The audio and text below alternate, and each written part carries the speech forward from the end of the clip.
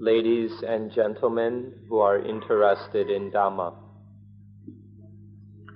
I would like to express my appreciation in your coming here in this way, namely in order to discover the Dhamma so that it may help you in living your lives.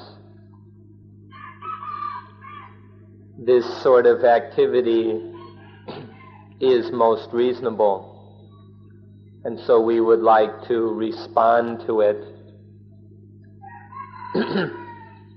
to your purpose and objectives in the best way that we can. And we'd like to take a little time to explain why it is that we meet at this time of the day, at 5 a.m. in order that you may prepare your minds so that they are fit and proper for studying the Dhamma at such a time, namely in the world of 5 a.m.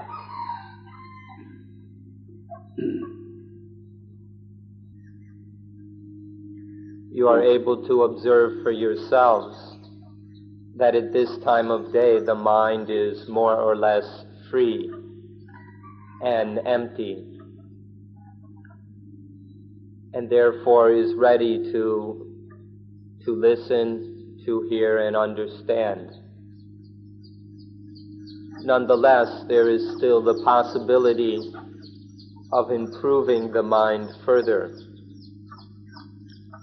by having a strong intention and commitment to listen carefully, to listen well to each word that is spoken, to listen carefully to each matter which is discussed, so that we can understand everything that is being said. In this way, the mind can be improved upon. While our friends are still asleep, we come and add light to our lives, which is the opposite of what they are doing, in order that we may find the highest benefit from life.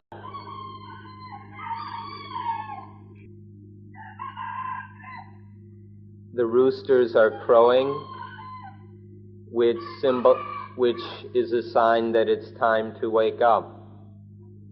The flowers are blooming, which shows that it's time to open up our hearts and minds.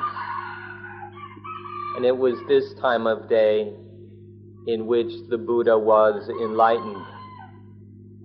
Therefore, this is a most fitting time for us to turn our attention to Dhamma, to listen to the Dhamma.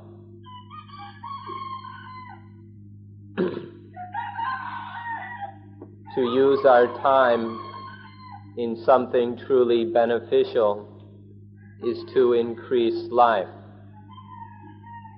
Most people think that life cannot be increased, that our lifespan is already allotted to us. But this is not really correct. To use our time doing something really useful instead of the many other things we could be doing, such as sleeping, is to increase life. If we take life, and the more we give it to things that are genuinely of value, then the more that our life increases. And then we have the extra bonus of a morning walk. But this is not just an ordinary morning walk. It is meant to be walking without a walker, which is something very, very profound. It has the highest meaning in Buddhism. To walk without a walker means to act without an actor, to act without any one who acts. This is the highest thing there is in Buddhism. The last thing we would like to say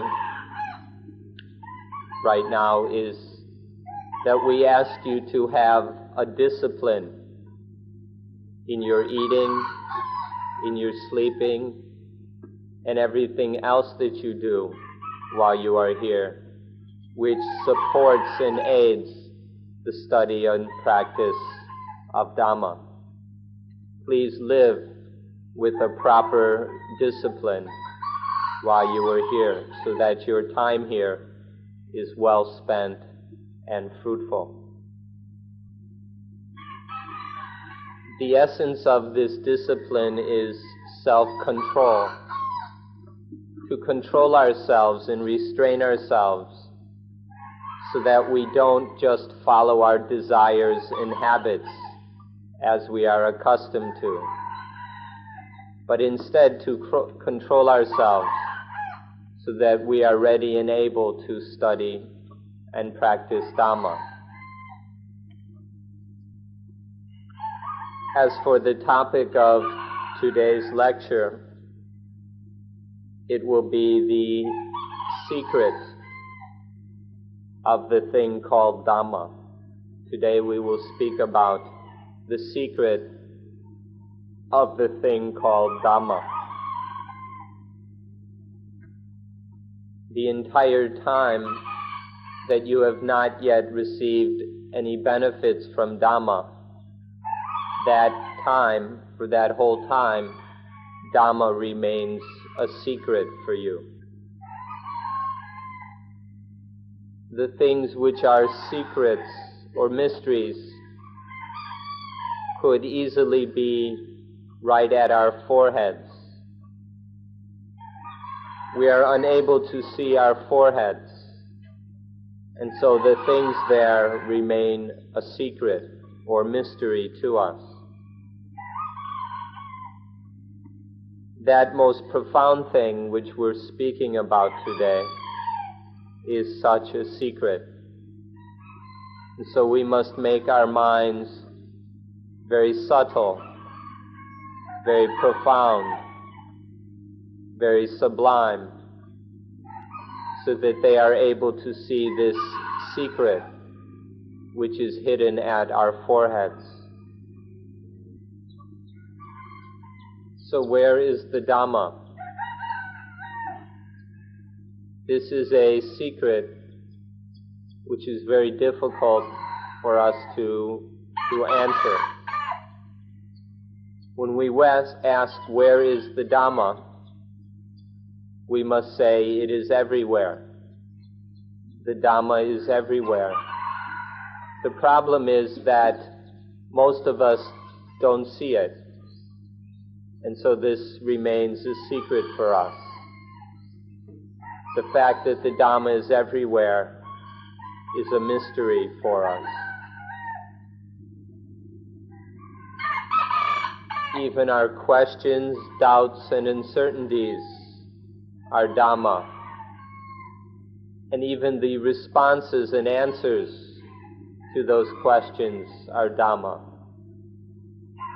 including even our practice and the results and fruits which come from that practice.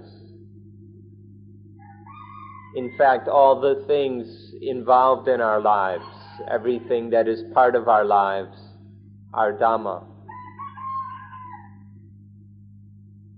For this reason, I have the intention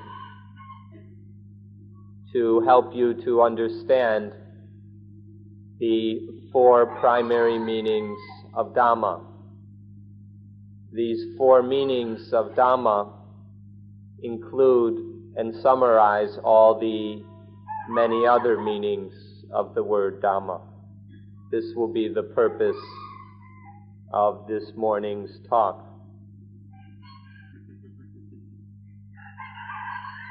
The first meaning of Dhamma is nature. Nature includes everything. In Buddhism, everything is nature. There is nothing which is considered to be supernatural. In modern science, there are still things which are supernatural, because Western science is primarily concerned with physical, material things. But Buddhism has nothing which is supernatural, because in Buddhism we are concerned with both body and mind, both mental and material. And so there is nothing beyond these which could be called supernatural. Therefore, everything is Dhamma, everything is nature. When saying that everything is nature, we exclude nothing. Nature includes all of the cosmos, all of the universe, all of any of the universes that might exist. So that takes care of the physical, material side of things. And nature further includes mind, the mind which is in all living things, the mind which experiences, feels, knows, the mind and all the things that are experienced by the mind. All of these are also included in nature.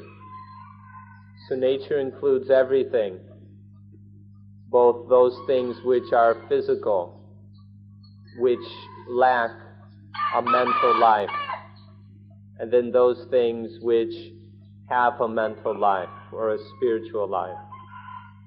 All things tangible and intangible, material and mental, are nature, are Dhamma.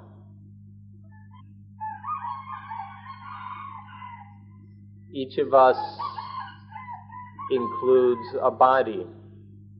All this material, physical activity that we call the body. And that body is nature. And then there is the mind. Each of us includes mind. All the thoughts, feelings, and experiences of the mind. And this mental or spiritual side of life is also nature. Therefore, each of us is full of nature. We are nothing but nature. Physical and mental natures is all we are. And both these bodies and this mind, both this body and mind, happen according to nature. They exist naturally. We can summarize all of nature very simply. There's the nature within us, and there's the nature outside us. And that includes everything. Besides the nature within us and outside us, there is nothing.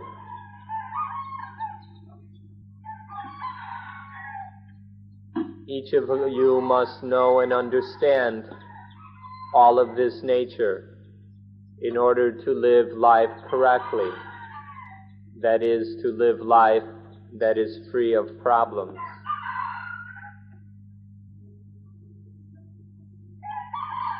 In knowing all about these things, we don't mean that you must know every little detail about them. We mean simply that each of you must know what you need to know, what you ought to know. And what you need to know is the knowledge and understanding which is enough to live life without any problems. When we understand these bodies and minds enough to be free of all problems, that is what we need to know.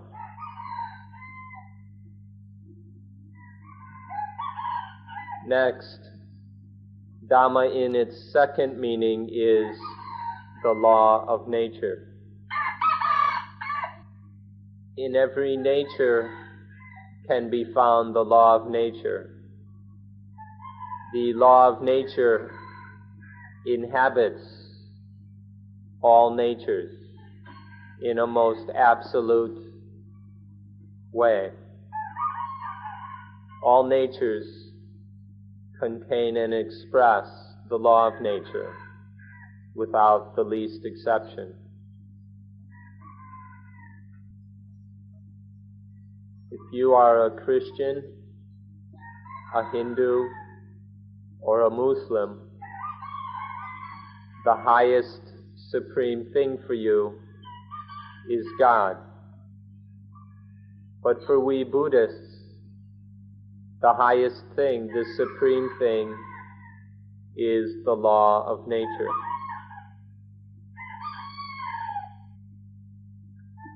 When speaking of God or the law of nature, one can see that they are both the same and that in that they must be obeyed. Whether speaking about the law of nature or the will of God, one sees that if we don't obey them, then we will live life full of pain and sorrow. There will not be any genuine happiness or well-being in our lives. There will merely be problems if we do not do the will of God, if we do not follow and live according to the law of nature. Those people who have a God then must do something which is called prayer. They pray to their God, asking for help, praying for the end of problems, for freedom from pain. If that is so, then what about the Buddhists? Since they don't have a God, does that mean that they don't pray? In fact, Buddhists have an even better kind of prayer. The prayer of the Buddhist is simply to do the duty that needs to be done according to the law of nature. Simply doing the duty in line with the law of nature is the prayer of those who have the law of nature as their God. You can reflect for yourselves what will happen if we merely pray to God but do not practice or live according to the will of God. If we merely pray but do not practice, how can God help us? So the Buddhist form of prayer is to merely to practice the duty that is correct in line with the law of nature. This duty, according to the law of nature, in line with the law of nature, is the third meaning of Dhamma.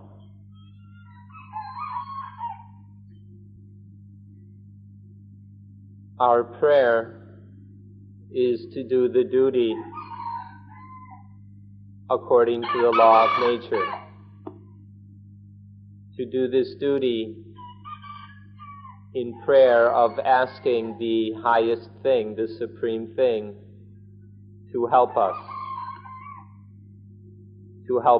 to survive, to be saved. So this duty of praying to the supreme thing that we may be saved is what the kind of prayer we are interested in here. And the result of this prayer or duty is salvation. Salvation comes from doing the duty according to nature's law. The fourth meaning of Dhamma are the results of the duty. If we do the duty correctly, then the results are good, are beneficial and healthy. But if we do the duty incorrectly, then the results are harmful, or else there are no results at all. The results that come from doing the duty are the fourth meaning of Dhamma. And this is what we would like to call the grace that comes from God. The grace that comes from God are merely the results that arise from doing our duty according to the law of nature. However we pray, that will determine the kind of grace that we get from God. Finally, these four meanings can be brought together. There is Dhamma as nature, Dhamma as the law of nature, Dhamma as the duty in line with the law of nature, and Dhamma as the fruits or results of that duty. In everything can be found all four of these meanings of Dhamma. In each nature that we find in this life are all four of these meanings of Dhamma. And so when we ask, where is the Dhamma? You can see for yourself that these four meanings of Dhamma are too much to just be on our foreheads. There's no way that we could fit all of these four meanings of Dhamma on just our foreheads. Dhamma is too profound, too broad, too infinite for our foreheads. The Dhamma is everywhere, in everything.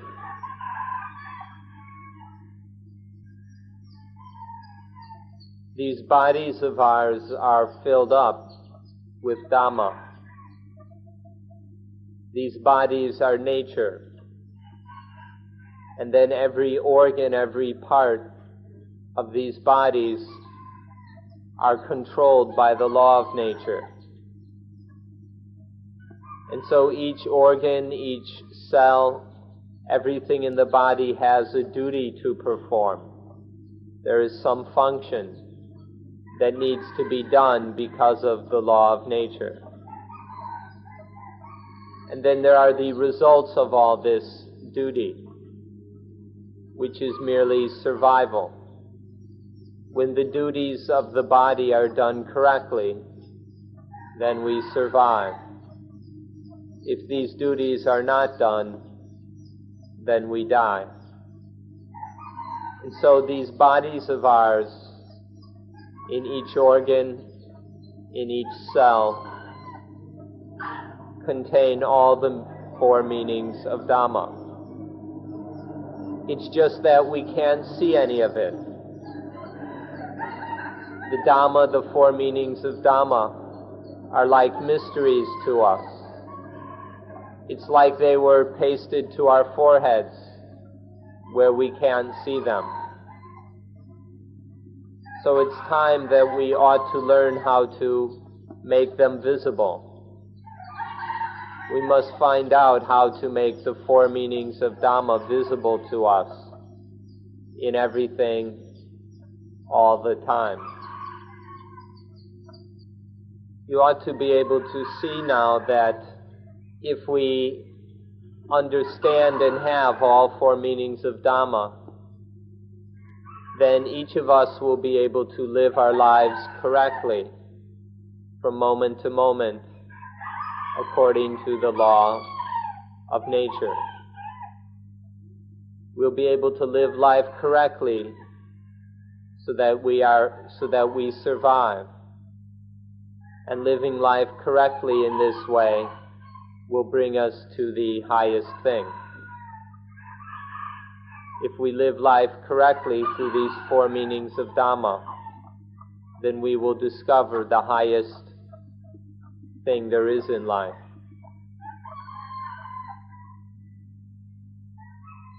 Here we ask you to study and learn about the 5 khandas, that is, the 5 heaps or aggregates which make up a human life.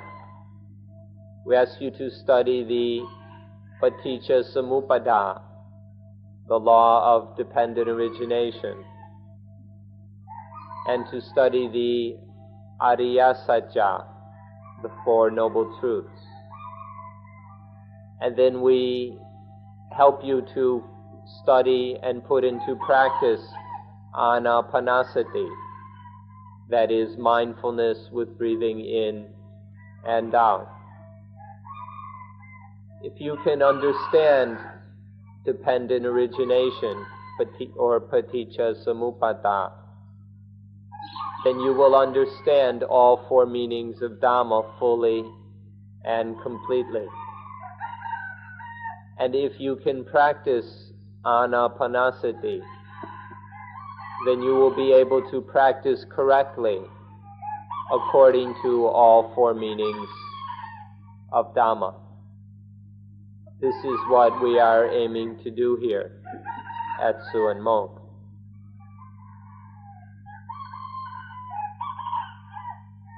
Although it may not be possible for you to achieve complete success in just 10 days, you can use this 10-day period to study all 4 meanings of Dhamma, to study dependent origination and mindfulness with breathing. And then you can give them a try. You can learn how to put these things into practice. This you can learn to do in 10 days. You can understand the what and the how of these 4 meanings of Dhamma. And then if you continue to practice accordingly after you leave, if you practice without stopping, without giving up, then one day you will achieve success. So this is what we can do here in these 10 days. It is well worth the time and effort. We will get back far more than we put in if we live and practice accordingly.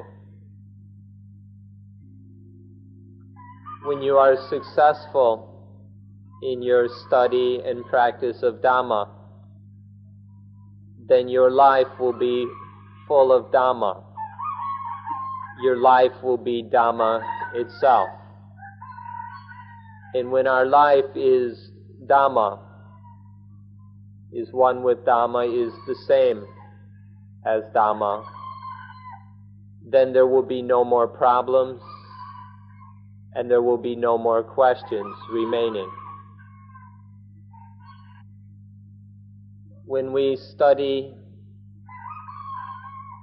when life has become Dhamma, then we study and practice Dhamma in each moment of life. Without any exception, each moment of life is the study and practice of Dhamma. And this then is to receive grace. This is the supreme grace there is in life. To be one with Dhamma, to study and practice Dhamma each moment of life. it is possible for us to study and practice Dhamma everywhere and at all times, throughout time and space. This can be done when we have lives which have become Dhamma in the way just discussed. So in the end, our life is nothing but Dhamma practice. Our life is always Dhamma practice. And so there are no problems, there's no pain.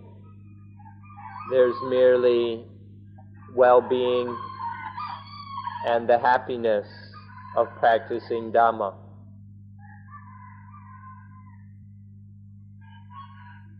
All duty and all work becomes Dhamma.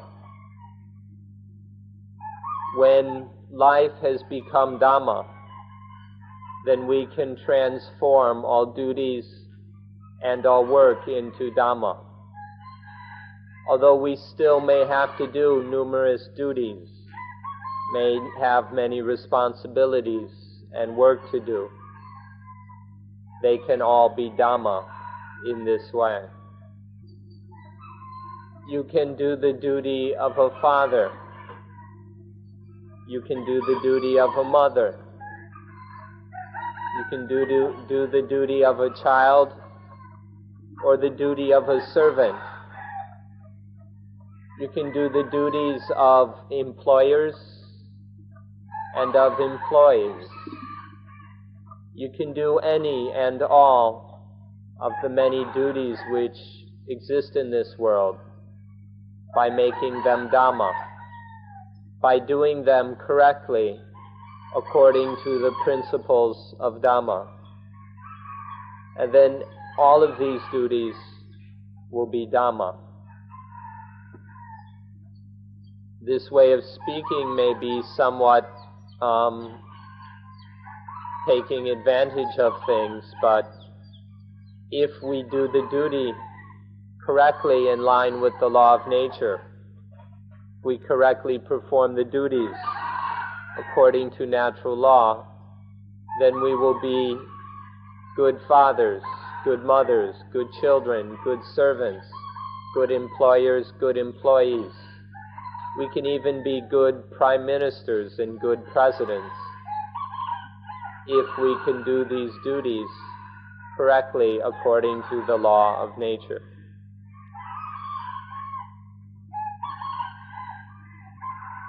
When we speak of the duty according to natural law, we can distinguish many details regarding this duty. All of these details, however, are included in the principles of dependent origination, or the 5 khandhas, the 5 aggregates of existence, as well as in anapanasati, mindfulness with breathing in and out. There isn't enough time today to go into these details. We'll save them for a later time. But we want you to understand that in general, in principle, to do the duty according to natural law is what makes all of these things correct. This is the fundamental principle that we need to understand. When we speak of correctness, especially when we speak of being correct according to the law of nature, we mean being correct in terms of nature and the law of nature. And this does not mean being correct according to the desires and wants of ego. We are all very familiar with the desires and habits of ego. and often think that that is what is correct. But in fact, ego is something that is out of harmony with the law of nature. Ego is wrong in terms of natural law. And so when we act according to ego, it makes everything incorrect. So to be correct in terms of nature and the law of nature is not the same as being correct according to the desires and needs of ego. Now, when we speak of ego, there can easily be misunderstanding because language is such a vague and fuzzy thing. For some people, the word ego implies selfishness, self-centeredness. It implies one's personal, individual desires and so on. But for others, ego simply means what one is, or one's life. So we need to make sure that you understand here, when we're using the word ego, we mean it in terms of selfish ego. If you're just talking about yourself, we're just talking about oneself in a simple, non-selfish way, that's not a problem. But when the ego is, when we mean by ego something selfish and self-centered, that is what is out of line with nature and the law of nature. In Thai there is the word duagu. Duagu is a crude term in modern Thai which always implies selfishness. It's a big, fat, selfish ego. To act according to duagu, or selfish ego, always brings conflict and pain. But when we can act without this duagu, or selfish ego, then things are okay. So depending on how you understand ego,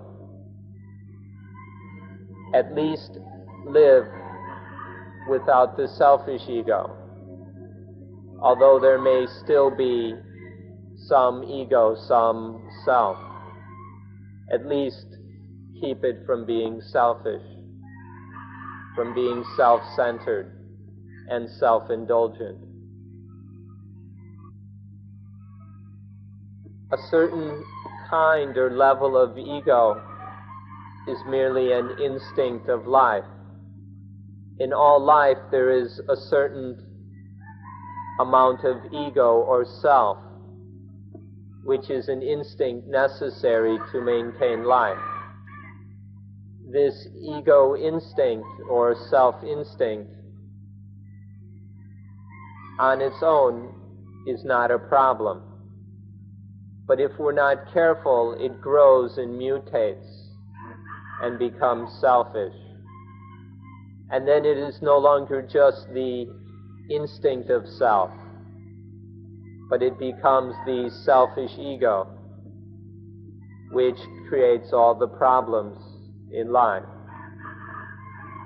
The purpose in Buddhism is to control this self-instinct so that it is wise, rather than a foolish, selfish ego, to maintain this self-instinct so that it doesn't get us into any trouble, so that it is a mindful and understanding self or ego. Without some ego or self, life could not exist. And so nature arranges things so that there is this self-instinct that each life may exist and survive. So the secret here is to control this ego instinct so that it doesn't get out of line or off track. If you let it get out of line, then it will just stir up lots of problems, which will bring loads of suffering down upon you. But if we understand this secret and keep this natural level of self, this instinctual ego, under control, then life will be fine. There won't be any problems.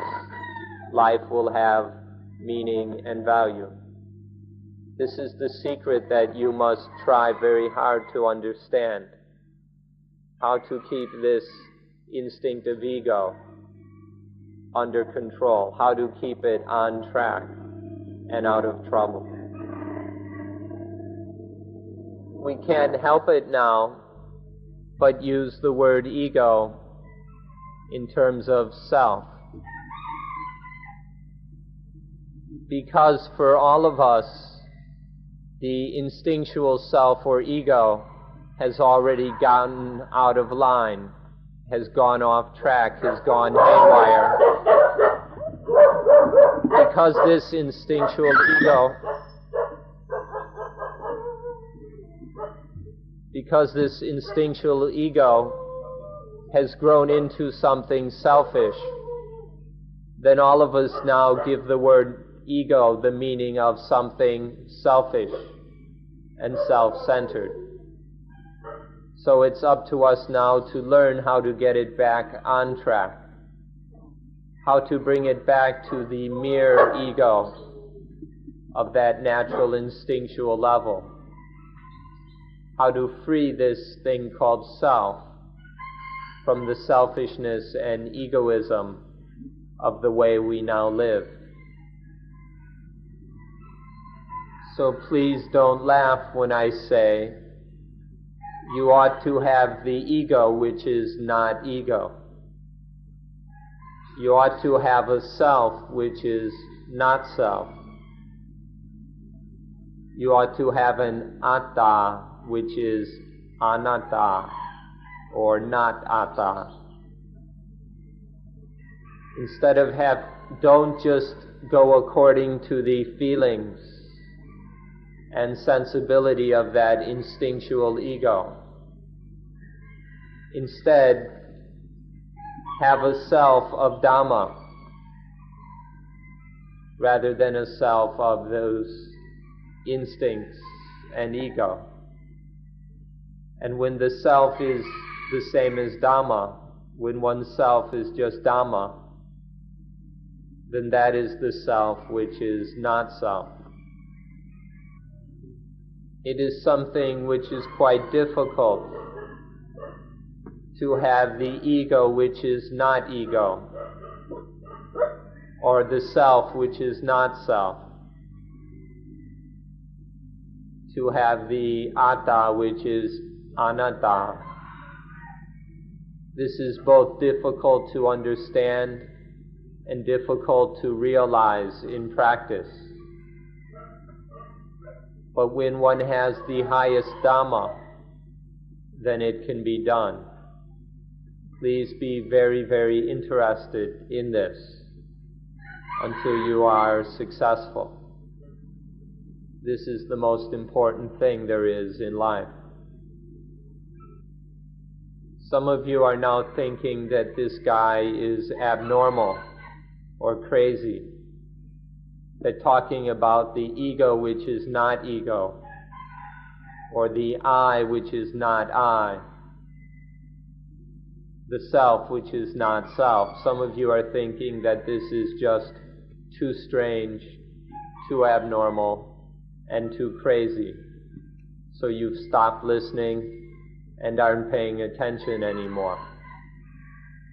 Please don't have such a superficial reaction. Although these words may be difficult to understand, please don't give up. Otherwise you might miss something very important. try to understand, keep trying to understand and to practice this ego which is not ego, to maintain that pure or mere ego, which is just the instinct of nature, which just comes with nature, to protect that and maintain it so it doesn't become the ego of ignorance, the foolish ego of desires and selfishness. Learn the difference between the instinctual ego and the ignorant, selfish ego. Learn the difference, and then you'll be able to put it into practice. Although at first this may sound a little crazy or abnormal, it in fact is the most normal, the most sane thing there is to do. So please pay careful attention.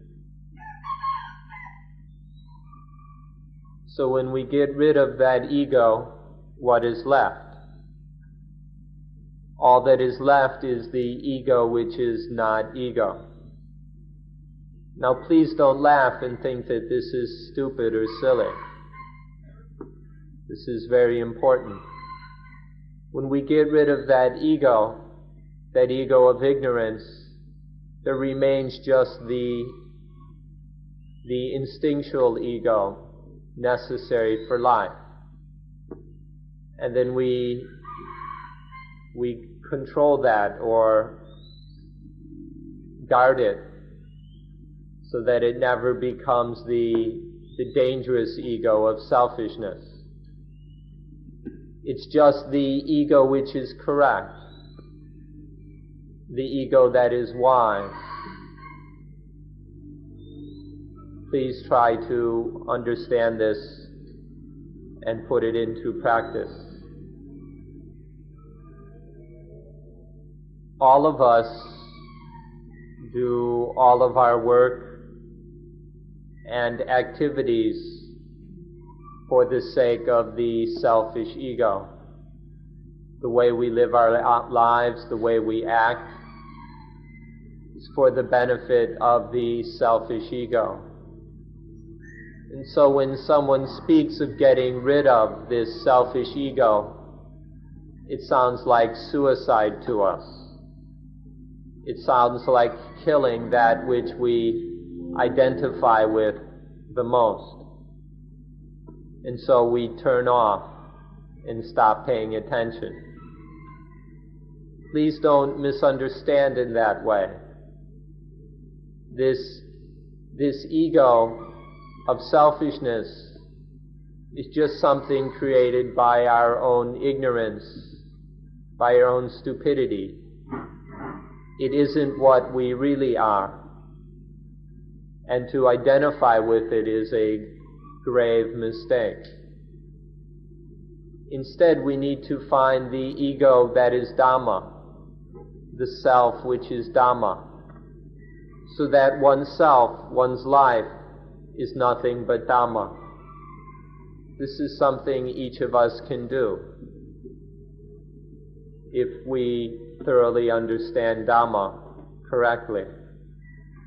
So finding this self which is not self, the self of wisdom and Dhamma, is what we must do. We work for money, for fame, for status, for our families, even for our country. But in the end, all of this work is just for ego, just for the selfish ego. This is a secret which we tend to overlook. We don't need to notice and we don't pay attention to it. But our work, all the work we do, ends up being for the selfish ego. Although we think of it as working for money or for status, for our family, or for our country. we never work for correctness. We never work for the sake of Dhamma. We never do duty for duty's sake. And so we ought to work for the sake of Dhamma. We should work for the sake of the law of nature. We should do duty merely for duty's sake. When we work and act in this way, the results, the fruit of our labors and work don't go anywhere. They still accrue to whoever does the work. But we're working in a whole different way. You ought to make a careful choice between working for ego, between working selfishly, which just brings all kinds of conflict, stress, complication, and trouble, and working for Dhamma, working for duty, working for the law of nature, which brings only success and peace. This is the choice we should make between working for the selfish ego and working for Dhamma. It's an important choice which will determine the kind of results we get from life. When we work and live for the sake of the selfish ego, then it's hot. It's very troublesome. It's a kind of turmoil. This working for the selfish ego is very tumultuous. But when working for Dhamma, for duty and the law of nature, that is very cool and peaceful. There's no turmoil, no stress, no conflict. So it's important to understand how and to learn how to work and act in the way that is cool and peaceful, the way that is no longer for the selfish ego, but is for the sake of Dhamma, for the sake of duty. When we can do this, then life is cool, which means that life is free of problems. It doesn't mean that life is cold. We're not talking about some kind of endurable coldness or frigidity. When we speak of the cool life, of coolness, we mean the coolness which has nothing to do with hot and cold. This is the coolness of a life that is freed from the dictates of the selfish ego. It's the life that is free of the problems and turmoil caused by that selfish ego and its desires. This is the cool life which you ought to be interested in. The life that is full of the ego is a life that is also full of toil, struggle, and need. When we live through the ego and for the sake of ego, then that life knows nothing but toil, struggle, need, and stress.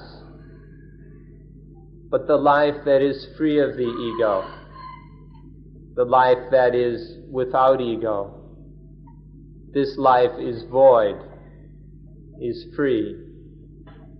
It doesn't know any of that struggle, toil, and stress. All it knows is freedom, coolness, and peace. So this is our choice between the life of ego or the life of non-ego. You ought to think of this as an art, to get rid of the selfish ego and to live life without ego, free of ego, in a way that is peaceful, free, and cool. This is an art. We can call it Buddhist art. To get rid of everything that is ugly, dirty, and out of place, so that everything that remains is pure, beautiful, clean, and in order. This is the meaning of art. To put things in order in their proper place, so that they are balanced and harmonized, so that they are beautiful. This is the highest aesthetic or art. To get rid of the selfish ego and all the ugly, disruptive, dirty things that it causes, so that in life there is just that which is in order, in harmony, and beautiful. This is what we call Buddhist art. It's the highest ascetic, the highest aesthetic, the highest art. For those of you who are interested in art, we suggest that you consider this highest, most important kind of art, the art of living. This is the computer age. Everything depends on computers, runs through computers. Our lives are full of computers. So why not have a computer life? Why not have life like a computer? Don't laugh yet, but please listen for our explanation. Where is the ego of a computer, let alone some selfish ego? The computer works purely, directly, efficiently. You just give it information, you program it, and it does the work that is required of it. The computer can do nowadays all kinds of marvelous things, incredible things, without needing any ego anywhere. Can you find the ego or self of a computer? Yet it can do all kinds of marvelous things. This is the meaning of a computer life, or a life like a computer. To take in everything that needs to be taken in, to respond to it correctly, to produce the correct results without requiring any ego, especially any selfish ego. So we have these bodies. The bodies are the hardware of the computer. And then there are these minds and hearts, which are the software. And then information, data, is fed to the computer through the eyes, ears, nose, tongue, body, and mind. And then when it all functions correctly, according to Dhamma, then an answer is produced. The answer of what to do, how to respond correctly to the situation, to the information. If the body and mind respond to all the information and data of the senses in just this simple way, then the computer life can maintain life, a life that is free, a life that is at peace. Why not give this kind of life a try, the computer life? Correct understanding of the Four Noble Truths, of the five aggregates of human life, of dependent origination. This kind of correct knowledge is the software of our computer. And when this software works with the data that comes in through the eyes, ears, nose, tongue, body, and mind, which are our input ports, when it works with this information, then it will produce correct responses that will enable life to carry on in the most useful and beneficial way. So just like an ordinary computer has its software for processing information, when our computer, and can do so without any ego or self, in the same way, when our computer, our living computer, operates with the software of the correct understanding of the Four Noble Truths of dependent origination, then it too requires no ego or self. And so it functions in the most efficient, correct, and successful way. Don't laugh too quickly at this metaphor. You ought to give it a try before you laugh at it or judge it or react to it, because it might be a very easy way to practice. Some of you think that this is too difficult, that this is too much for people like us. But it's not so difficult. If one is sufficiently correct and sufficiently wise, then it isn't so difficult. It can be done. The secret is to be correct enough and wise enough to manage it.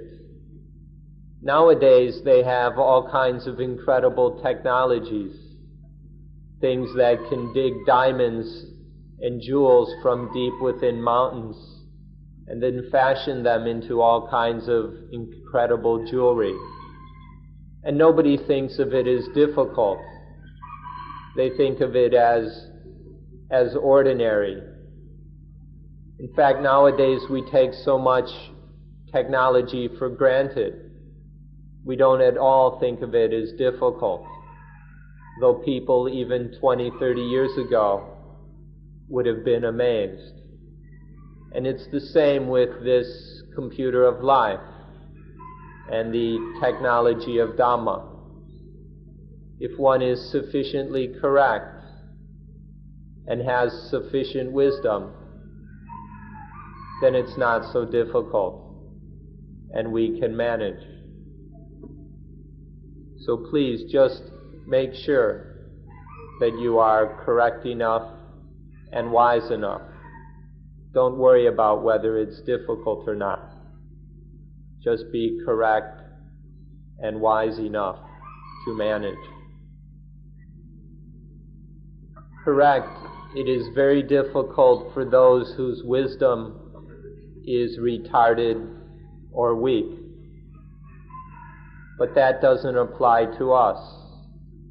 All of us have normal intelligence or even vigorous and daring intelligence. And so for us it is not excessively difficult. It's not so hard. We ought to apply ourselves in order to be successful. So finally, may you all be successful in your study of Paticca Samuppada. May you steadily grow in understanding of dependent origination. And may your practice of anapanasati, of mindfulness with breathing, steadily develop, so that you know what to practice, how to practice, and are increasingly able to do it. And then you will begin to understand what we mean by the computer life. A life that is free of struggle, toil, stress, heat, and pain. to find more and more a life which is sane, balanced, happy, free, smooth, and cool. So may you be successful in your endeavors here. Please give it your best. Please work very hard at accomplishing these things so that you will be successful in what you are doing. So may you all be successful in the life that is free of ego, or the computer life, depending on which metaphor you prefer. So thank you all for coming and listening. Nonetheless, we hope that your time was well spent, that you have begun to understand what we are talking about, and that you will continue to try to understand until it becomes clearer and clearer for you, and you are more able to put it into practice so that you can have a life which is peaceful and useful. So may you all be successful in your study and practice here. And please don't forget, as you're walking back to the center, please walk without a walker. Don't forget to walk without a walker. Then you will be practicing the secret and heart of Buddhism. Don't walk with that selfish ego. Don't walk with any ego at all. Just walk like a computer would walk, without any ego. And then you will understand the point and goal of Buddhism. We hope you are successful in this. And this is the conclusion of today's talk.